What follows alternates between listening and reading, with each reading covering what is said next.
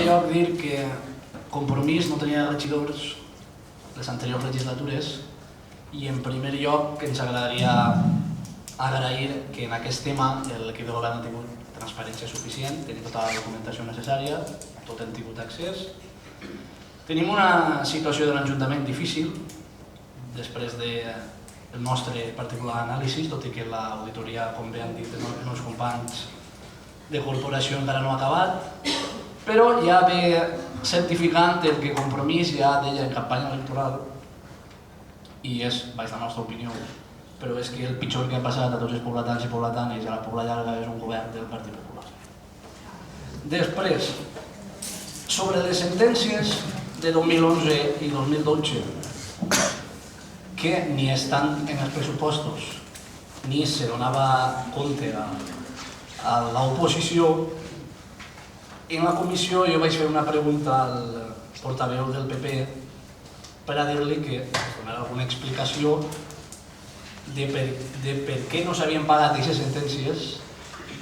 i per què no s'havien pressupostat.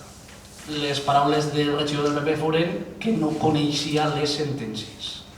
Per tant, avui que tinguem el senyor Soler al ple, si ell considera oportú, perquè no està obligat, ens agradaria Compromís que ens aclarirà per què no s'han pagat aquestes sentències i per què no s'han pressupostat. Després, com bé ha dit ja el regidor de Ciudadanos, si això té algun tipus de responsabilitat per part de l'anterior equip de govern i afegiria, encara que no sigui molt popular, per part dels tècnics de l'Ajuntament, Compromís estarà al costat de l'equip de govern per tirar davant tot tipus de responsabilitats, per exigir-les, si no les que sigui. També volia dir que la setmana passada, des del grup Compromís, hem presentat un escrit a l'Ajuntament per a quan acabi l'auditoria, ens agradaria que això és importantíssim, que tot el que es fa a l'auditoria es fa saber al poble i s'expliqui, i per la nostra opinió una bona mesura seria una assemblea local on els veïns puguen participar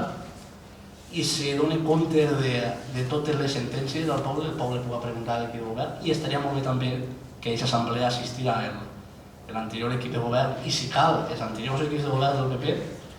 sobretot des de 2007 fins a 2011, i voluntàriament, clar, voluntàriament, i explicar a la població aquesta situació. També, per part d'ells, pot ser un bon moment per defendre si el que consideren oportú. Gràcies. Gràcies. Senyora Rosa?